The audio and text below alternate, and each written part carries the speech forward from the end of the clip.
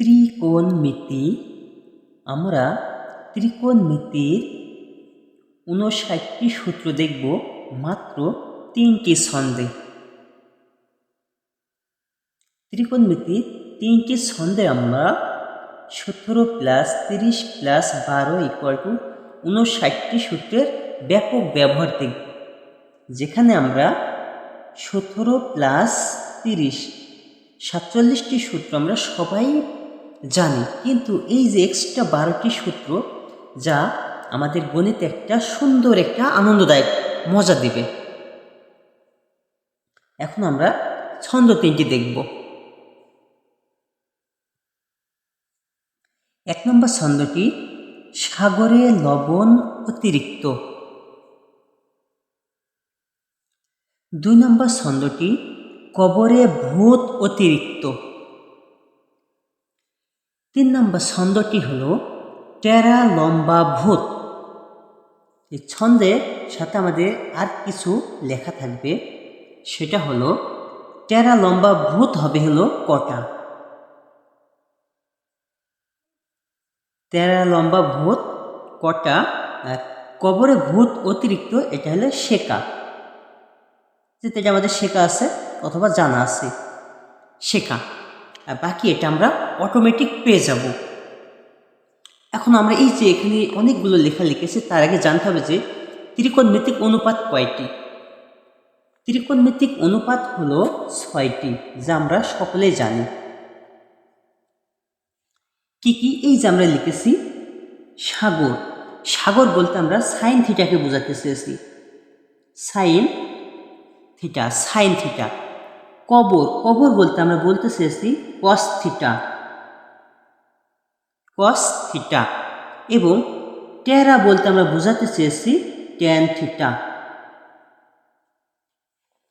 এবং ট্যান থিটার পাশে আমরা লিখেছি দেখো কটা, এই কটা বলতে আমরা বোঝাতে চেয়েছিল কট থিটা,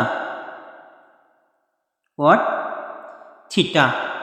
এবং এই যে সেকা বলতে আমরা বোঝাতে চেয়েছিল সেক থিটা, সেক থিটা। তাহলে আমাদের 6টা অনুপাতের 5টা অনুপাত আমরা পেয়ে গিয়েছি, সাইন কস ট্যান কট সেক। তাহলে আমাদের বাকি থাকলে হলো কোসেক। এই কোসেকটা আমরা এইটাকে 1 নম্বর সূত্র বলেছিল কাছেদ, একটা আমরা নাম দিয়েছি যে সাগরে লবণ অতিরিক্ত, এই কথাটি বলছে হলো কাছেদ। এই কাছেদ বলতে আমরা বুঝিয়েছি হলো কোসেক থিটা।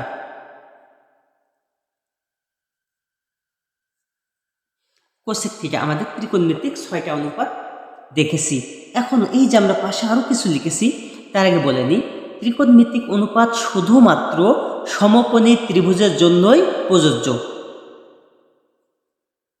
ত্রিকোণমিতিক অনুপাত শুধুমাত্র সমকোণী ত্রিভুজের জন্যই প্রযোজ্য। এই যে আমরা লবণ লিখেছি, লবণ বলতে আমরা কি বোঝাতে চেয়েছি? লবণ বলতে আমরা বোঝাতে চেয়েছি হলো লম্ব, লবণ বলতে আমরা বুঝিয়েছি লম্ব। আর এই যে অতিরিক্ত, অতিরিক্ত বলতে আমি বুঝিয়েছি অতিভুজ, অতিভুজ। এই জন্য ছন্দটা আমরা এইভাবে বানিয়েছি সাগরের লবণ অতিরিক্ত। অনেক আছে যে এরকম বানিয়েছে সাগরের লবণ অতি, আসলে অতি বলতে তো অতিভুজ সম্পূর্ণ বোঝা যায় না, তাই আমি এটা অতিরিক্ত বলেছি যাতে 4 অক্ষরের সাথে 4 অক্ষরের একটি মিল থাকে। সাগরের লবণ অতিরিক্ত, তার মানে সাইন থিটা = লম্ব আর অতিভুজ, সাইন থিটা = লম্ব বাই অতিভুজ। তো ছন্দ যেহেতু আমাদের মনে থাকবে সাগরের লবণ অতিরিক্ত, সাগরের লবণ অতিরিক্ত। যদি কোনো ক্রমে যদি আমরা ভুল বলে থাকি যে সাগরে অতিরিক্ত লবণ, তাহলে কিন্তু আমাদের ম্যাথ সলভ উল্টা হয়ে যাবে, হবে না তা না, উল্টা হয়ে যাবে। মানে আমরা সাব হলো সাইন, চলে আসবে হলো কোসেক, এইরকম চলে আসবে। যে হচ্ছে কবরে ভূত অতিরিক্ত, যদি ছন্দ আমরা এইভাবে বলি কবরে অতিরিক্ত ভূত, তাহলে কিন্তু আমাদের ম্যাথটি উল্টে যাবে, মানে কস না হয়ে সেক হয়ে যাবে সেই ক্ষেত্রে। এজন্য আমরা ছন্দগুলো সোজা সবসময় মনে রাখতে হবে যে সাগরে লবণ অতিরিক্ত, সাগরে লবণ অতিরিক্ত, তার মানে সাইন থিটা = লম্ব বাই অতিভুজ। কবরে ভূত অতিরিক্ত, তার মানে কস থিটা = আমরা এই যে ভূত, ভূত বলতে আমরা বুঝিয়েছি ভূমি, কি ভূমি। ভূত বলতে আমরা বুঝিয়েছি ভূমি, আর অতিরিক্ত বলতে আমরা বুঝিয়েছি তো অতিভুজ। তার মানে cos থিটা ইকুয়াল টু ভূমি বাই অতিভুজ। যদি কোনো ক্রমে যদি উল্টে যায় যে অতিভুজ বাই ভূমি, তখন আর cos থাকবে না, হয়ে যাবে sec। এই জন্য আমরা পাশে এগুলোকে রেখেছি। এক কথায় সাইনের বিপরীত হলো কোসেক, কোসেকের বিপরীত হলো সাইন, কসের বিপরীত হলো সেক, আর সেকের বিপরীত হলো কস। ট্যানের বিপরীত কট, কটের বিপরীত হলো ট্যান। লম্বা বলতে আমরা কি বুঝেছি? লম্ব। আর ভূত বলতে ভূমি। তার মানে টেরা লম্বা ভূত, তার মানে ট্যান থিটা ইকুয়াল টু লম্ব বাই ভূমি। সাইন থিটা ইকুয়াল টু কি? সাইন থিটা ইকুয়াল টু লম্ব বাই অতিভুজ। সাইন থিটা ইকুয়াল টু লম্ব বাই অতিভুজ। কিভাবে জানলাম? এই যে আমরা জানি সাগরে লবণ অতিরিক্ত, তার মানে সাইন থিটা ইকুয়াল টু লম্ব বাই অতিভুজ। সাগরে লবণ অতিরিক্ত, তার মানে সাইন থিটা ইকুয়াল টু লম্ব বাই অতিভুজ। কোনো ক্রমে যদি এটা উল্টে যায়, মানে অতিভুজ ওপরে আর লম্ব যদি নিচে হয়, তাহলে এটা সাইন থাকবে না, সাইনের বিপরীত হয়ে যাবে হলো কোসেক। সেই ক্ষেত্রে আমরা লিখতে পারি কোসেক থিটা ইকুয়াল টু অতিভুজ বাই লম্ব। তার মানে এটা যদি উল্টে যায় তাহলে অতিভুজ বাই লম্ব হয়ে যায়। তো আমরা বলেছি যে আমরা যদি এই 3টি ছন্দ মনে রাখতে পারি, তাহলে আমরা 59টি সূত্র জানতে পারব। তো যেহেতু এখন আমরা একটি সূত্র জানি না, এখন আমাদের এই ছন্দ 3টি মনে করো মুখস্থ হয়ে গেছে বা জানা আছে। এখন আমরা সূত্রগুলো পর্যায়ক্রমে বের করব। কিভাবে? দেখে আসি। সাইন থিটা ইকুয়াল টু লম্ব বাই অতিভুজ। কোনো ক্রমে যদি এটা উল্টে যায়, তাহলে অতিভুজ বাই লম্ব যদি হয়, তাহলে এটা হয়ে যাবে কোসেক। মানে যখনই আমরা দেখব অতিভুজ উপরে নিচে লম্ব, এটা না লিখে তখনই লিখব এটা পরিবর্তে কোসেক। তো আমরা কি করতে পারি, বা আমরা কি করব জানো, এটাকে বিপরীত করব। বিপরীত করা মানে কি? উল্টাতে হবে। তার মানে কি জানো, আমরা জানি যে কোনো সংখ্যার নিচে মনে মনে একটা 1 থাকে, এ হলো সেই 1। এটাকে যদি আমরা উল্টিয়ে দিই, তাহলে এটা হলো 1 চলে যাবে উপরে, আর সাইন থিটা চলে আসবে হলো নিচে। ইকুয়াল টু, যেহেতু আমরা উল্টিয়েছি, তার মানে এই পাশে উল্টালে হবে না, এই পাশে উল্টাতে হবে। তাহলে অতিভুজ চলে যাবে উপরে, আর লম্ব চলে আসবে নিচে। কি করেছি আমরা? এটা জাস্ট উল্টিয়েছি, মানে বিপরীত করে পাই। পাশে লিখে দেবো বিপরীত করে পাই। এখন আমরা কি লিখব? বা 1 by sine theta equal to অতিভুজ বাই লম্ব। আমরা তো বলেছি অতিভুজ যদি উপরে হয় আর লম্ব যদি হয় নিচে, তাহলে এর পরিবর্তে আমরা লিখব কি? কোসেক। তার মানে এটার পরিবর্তে আমরা লিখব হলো কোসেক, কোসেক থিটা। তার মানে কি?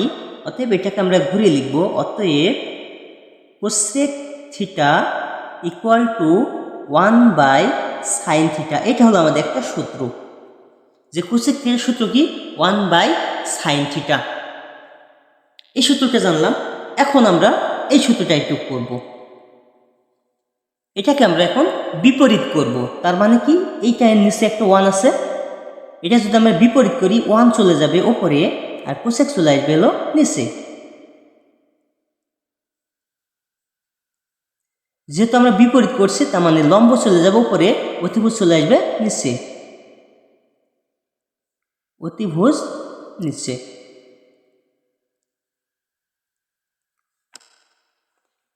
বা 1 বাই কোসেক থিটা বসে যাবে।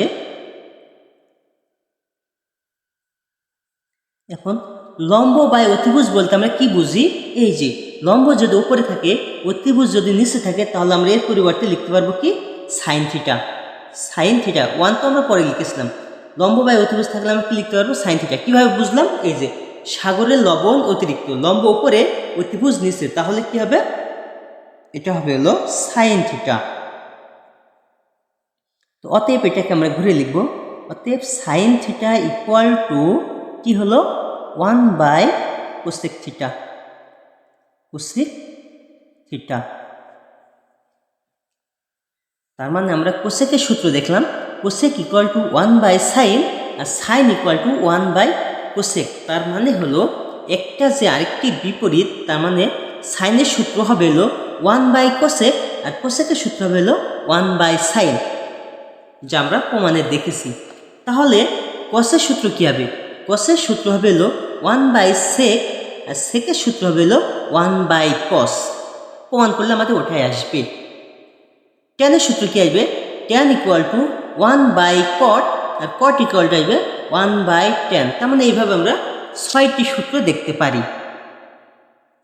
আমরা প্রথম 2টা প্রমাণ করেছি এবং 3, 4, 5, 6 এগুলো নিজেরা প্র্যাকটিস করব, তাহলে বুঝতে পারবো যে কসের বিপরীত 1/sec আর সেকের বিপরীত 1/cos। মনে রাখতে হবে যখনই বিপরীত হবে তখন 1/, আসবে।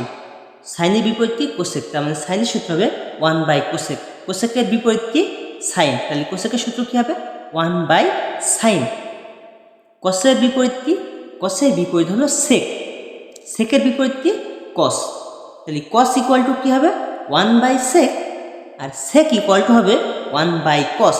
নিজেরা এটা আমরা প্রমাণ করব।